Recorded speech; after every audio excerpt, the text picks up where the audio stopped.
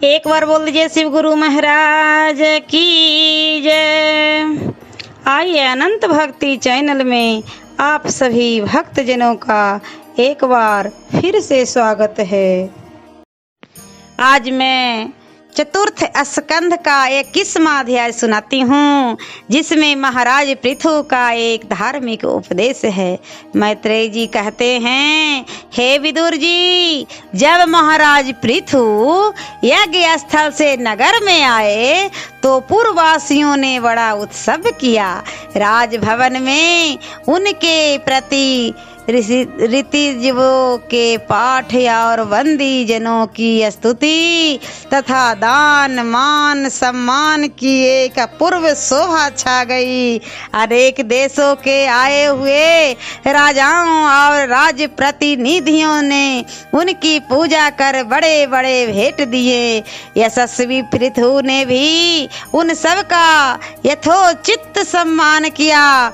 पृथु के सभी कर्म उत्तम और प्रशंसनीय थे।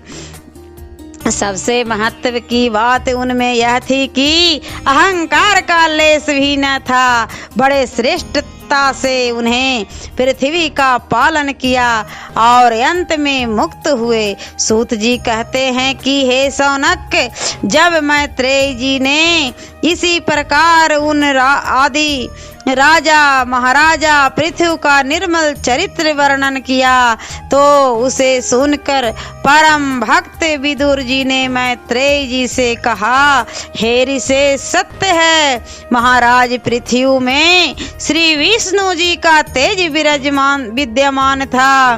तभी तो वे अपनी विशाल भुजाओं से सर्वप्रथम पृथ्वी दोहन का सा कार्य कर सृष्टि के परम सहायक हुए। यह उन्हीं की देन है जो आज ये समस्त राजा और लोकपाल आदि इच्छानुसार अपनी जीविका भोग रहे हैं। यह उन्हीं आदि महापुरुष के पराक्रम का फल है। अतः मैं आपसे प्रार्थना करता हूँ कि उन बुद्धिमान पुरुष की निष्कलंक कृति को मुझे कुछ और सुनाइए। मैत्रेय जी बोले, हे साधु, वास्तव में राजा पृथु का चरित्र बड़ा ही निर्मल है। जब से विष्णु जी ने उन्हें उपदेश दिया तब से तो वे और भी शांतमय जीवन व्यतीत करने लगे। उन्होंने अपने जीवन के अंतिम भाग को गंगा और यमुना के बीच बड़े ही शांत और सुरमय स्थान में व्यतीत किया। वहाँ रहकर वे सभी कर्मों से रहित हो योगाभ्यास करते और यहाँ राज्य में उनकी सब आज्ञाएं पालन की जाती। सातों दीपों में उनका एक ही कर लगता और वे ब्राह्मणों और भक्तों पर कर नहीं लगाते।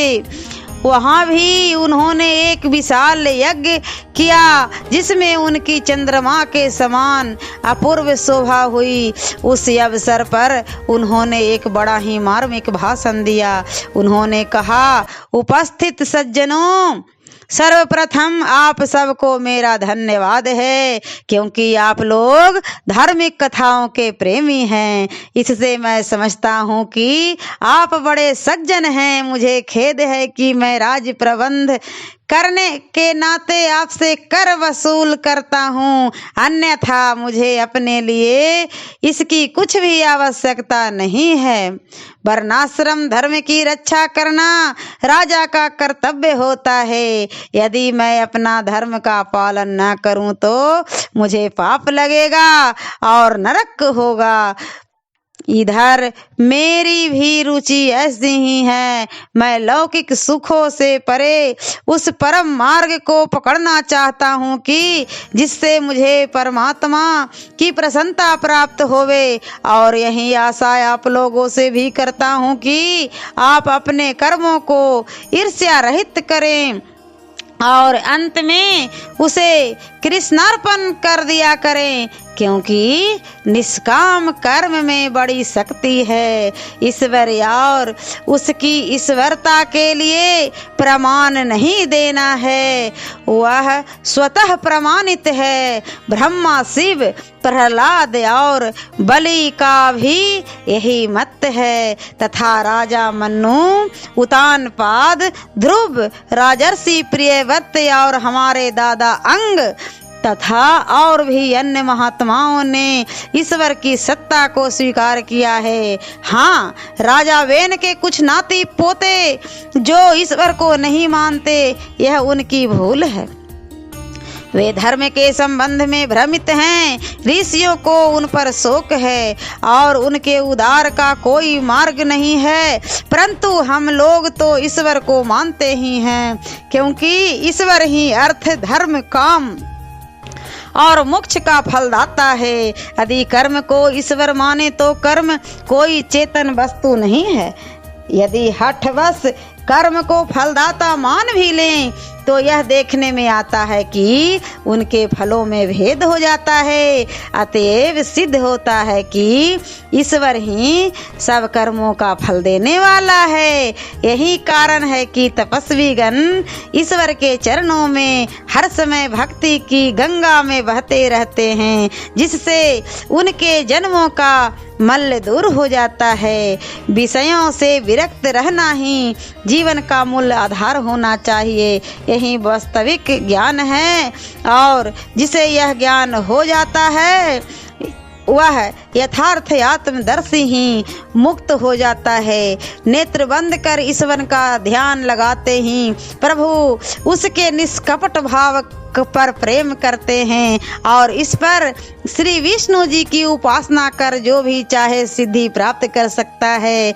मेरी यह हार्दिक कामना है कि आप सब भी दृष्टता के साथ जगत पूज्य श्री विष्णु जी की आराधना करें, जो हम सब के रक्षक हैं और जिन्हें ब्राह्मण बहुत प्रिय हैं। मेरे विचार से उनकी वाणी ही वेद है। अतएव मैं ब्राह्मणों के चरण कमलों की धूलि को अपने मुकुट में धारण करता हूँ। ब्राह्मणों की सेवा से सब संपत्तियां प्राप्त हो जाती है।